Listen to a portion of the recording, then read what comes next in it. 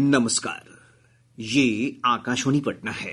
अब आप खालिद रशीद से प्रादेशिक समाचार सुनिए। पहले मुख्य समाचार। वित्तीय वर्ष 2025-26 का राज्य का बजट कल पेश किया जाएगा। उप मुख्यमंत्री सम्राट चौधरी प्रस्तुत करेंगे बजट। चालू रबी विपणन वर्ष में आगामी 1 अप्रैल से होगी गेहूं की अधिप्राप्ति। एफसीआई ने कहा किसान उत्पादक संघों के माध्यम से भी होगी गेहूं की सरकारी खरीद। केंद्रीय स्वास्थ्य मंत्री जेपी नड्डा ने लोगों से प्रधानमंत्री भारतीय जन औषधि परियोजना को जन आंदोलन बनाने का आग्रह किया। और रमजान का पवित्र महीना शुरू, आज पहला रोजा। अब समाचार विस्तार से। वित्तीय वर्ष 2025-26 का राज्य का आम बजट कल पेश किया जाएगा। उप मुख्यमंत्री सह वित्त मंत्री सम्राट चौधरी विधानसभा में आम बजट प्रस्तुत करेंगे। इससे पूर्व बजट सत्र के पहले दिन 28 फरवरी को वित्तीय वर्ष 2024-25 का आर्थिक सर्वेक्षण रिपोर्ट पेश किया गया, जिसमें राज्य का बेहतर आर्थिक विकास दर दर्शाया गया है। 4 मार्च को राज्यपाल के अभिभाषण पर चर्चा और सरकार का उत्तर होगा। 5 मार्च को बजट पर सामान्य विमर्श होगा। 6 मार्च को बजट पर सामान्य विमर्श के साथ ही सरकार का उत्तर भी होगा। 28 मार्च तक चलने वाले सत्र में कुल 20 बैठकें होंगी। प्रदेश में गेहूं की सरकार द्वारा खरीद का कार्य 1 अप्रैल से शुरू होगा। भारतीय खाद्य निगम के बिहार क्षेत्र के प्रबंधक अमित भूषण ने बताया कि खरीद का कार्य 15 जून तक चलेगा। उन्होंने बताया कि विभिन्न किसान उत्पादक संघों से बढ़े हुए एमएसपी मूल्य पर गेहूं की खरीद की जाएगी। श्री भूषण ने बताया कि एफसीआई पूरे राज्य में गेहूं की खरीद के लिए 151 क्रय केंद्र स्थापित करेगा। इस अभियान के तहत गेहूं का न्यूनतम समर्थन मूल्य 2,425 रुपए प्रति क्विंटल रखा गया है। ये पिछले वर्ष की तुलना में 150 रुपए प्रति क्विंटल अधिक है। देश भर में जन औषधि जन चेतना सप्ताह की शुरुआत हो गई है।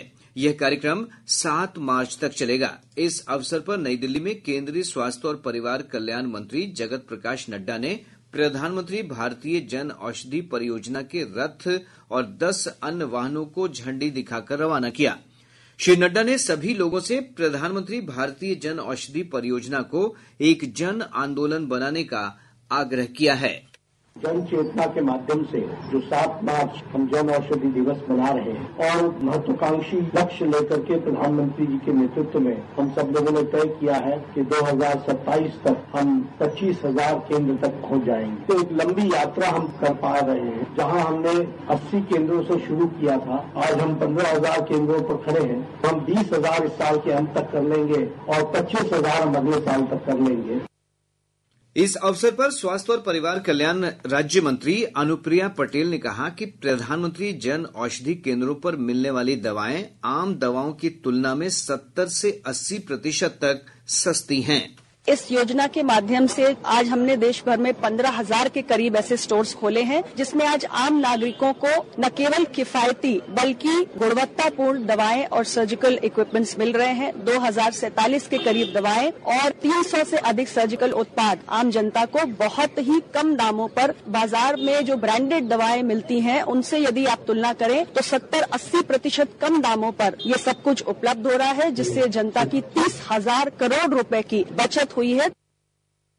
सूचना और प्रसारण मंत्रालय ने कहा है कि सरकार ने स्वस्थ जीवन शैली को बढ़ावा देने के लिए फिट इंडिया मूवमेंट, पोषण अभियान, ईट राइट इंडिया और खेलो इंडिया सहित कई पहल शुरू की है।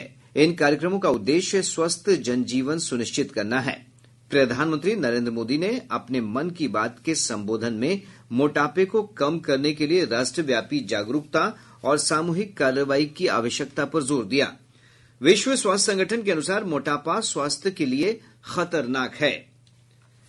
राज्य सरकार प्रदेश के किसानों को सौर ऊर्जा से बिजली उपलब्ध कराएगी। योजना के तीसरे चरण में 1200 मेगावाट बिजली सौर ऊर्जा संयंत्र के माध्यम से फीडरों के माध्यम से किया जाएगा।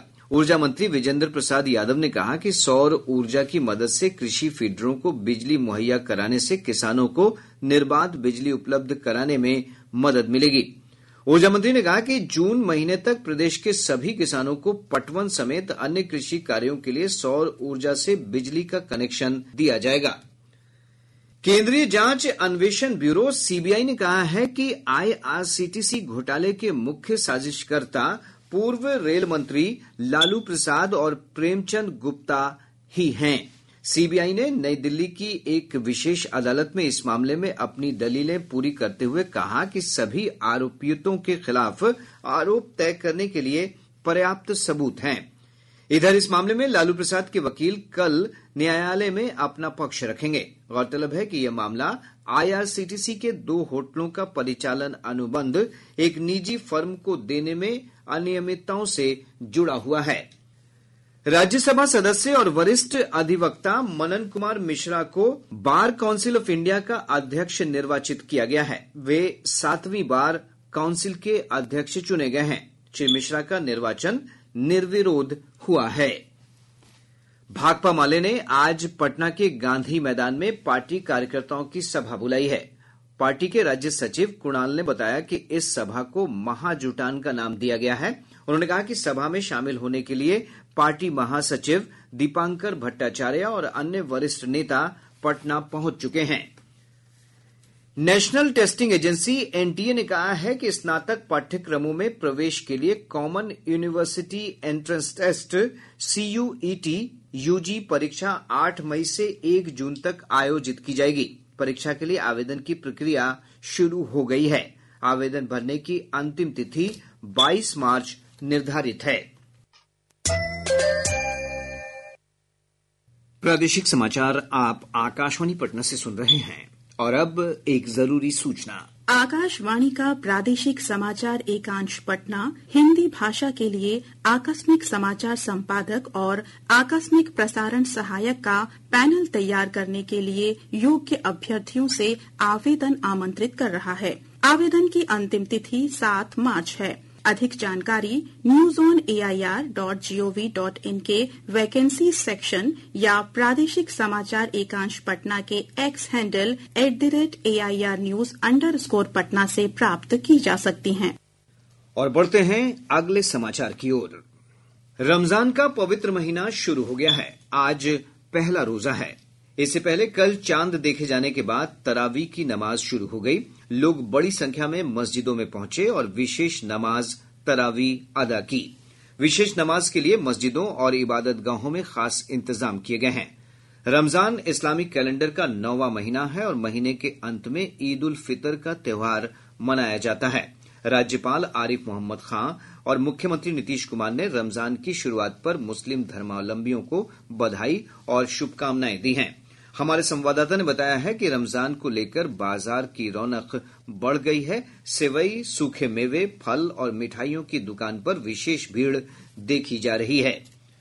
मौसम विभाग ने कहा है कि मार्च के महीने में प्रदेश के दक्षिण पश्चिम भागों के कुछ जिलों में लू चलने की संभावना है। विभाग के अनुसार इस महीने प्रदेश का अधिकतम तापमान 30 से 33 डिग्री सेल्सियस तक होने की संभावना है। मौसम विज्ञान केंद्र पटना के वैज्ञानिक ने बताया कि अगले 24 घंटों के दौरान पूर्वी चंपारण, पश्चिमी चंपारण, गोपालगंज, कैमूर और भागलपुर समेत 10 जिलों में कुछ स्थानों पर मेघ गर्जन और वज्रपात की आशंका है। 24 घंटों के दौरान पश्चिम चंपारण, पूर्वी चंपारण, गोपालगंज, कैमूर, रोहतास, औरंगाबाद, भागलपुर, बांका, मुंगेर एवं सिवान जिलों के 1 या 2 स्थानों में मेघ गर्जन या वज्रपात होने की संभावना है। अगले 24 घंटों के दौरान राज्य के न्यूनतम तापमान में कोई विशेष परिवर्तन होने की संभावना नहीं है। रेलवे ने विभिन्न रेल खंडों पर नए रेल लाइन और पुलों के निर्माण से जुड़े कार्य के कारण आज से मई के प्रथम सप्ताह तक मेगा ब्लॉक लिया है। इसके कारण उत्तर बिहार से चलने वाली 70 ट्रेनें रद्द कर दी गई हैं। वहीं 120 ट्रेनों के मार्ग में परिवर्तन किया गया है।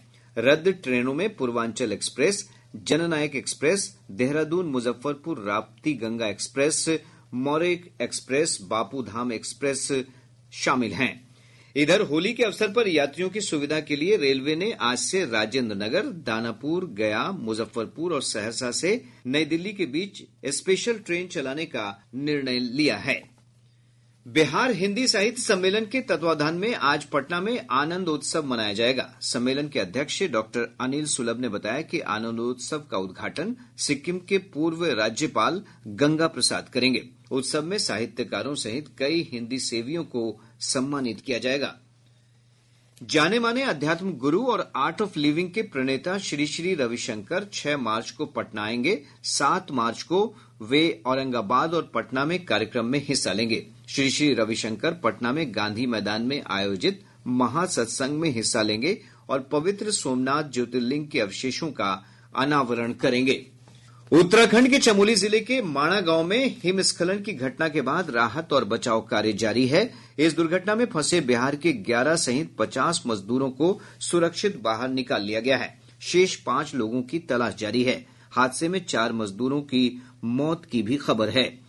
घटनास्थल पर सेना के जवान राहत और बचाव कार्य युद्ध स्तर पर चला रहे हैं। बिहार राज्य प्रदूषण नियंत्रण परिषद ने पटना के सैदपुर स्थित एसटीपी का संचालन करने वाली 2 कंपनियों पर 1,09,60,000 रुपए का जुर्माना लगाया है। परिषद ने बताया कि दोनों कंपनियां पर्यावरण को नुकसान पहुंचा रही थी। मलजल शोधन के मामले में परिषद ने यह कार्रवाई की है। अररिया जिले के विभिन्न थाना क्षेत्रों में विशेष छापेमारी अभियान चलाकर पुलिस ने कालाबाजारी का लगभग 20 क्विंटल चावल, भारी मात्रा में देशी शराब और मादक पदार्थ बरामद किया है। आईसीसी चैंपियंस ट्रॉफी क्रिकेट में आज भारत का मुकाबला न्यूजीलैंड से होगा। यह मैच दुबई में भारतीय समय के अनुसार दोपहर बाद 2:30 बजे शुरू होगा। अब पटना से प्रकाशित प्रमुख समाचार पत्रों की सुर्खियां। आज के सभी समाचार पत्रों ने अलग अलग खबरों को प्रमुखता से प्रकाशित किया है। हिन्दुस्तान ने सक्षमता परीक्षा पास शिक्षकों को नियुक्ति पत्र वितरण समारोह से जुड़ी खबर पर लिखा है, बिहार में सरकारी शिक्षकों की संख्या 5,80,000 पहुंची। मुख्यमंत्री ने शिक्षकों से कहा, बच्चों को अच्छे से पढ़ाएं। दैनिक जागरण की सुर्खी है, मंत्रिमंडल विस्तार के बाद मंत्रियों के प्रभार वाले जिलों में अब होगा बदलाव। अखबार लिखता है, 9 मंत्रियों के पास है वर्तमान में 2 जिले के प्रभारी मंत्री का दायित्व। दैनिक भास्कर की विशेष खबर है, 5 साल में 8 राज्य लोक सेवा आयोगों की 24 परीक्षाएं विवाद में, 43 लाख पर असर। और अब अंत में मुख्य समाचार एक बार फिर।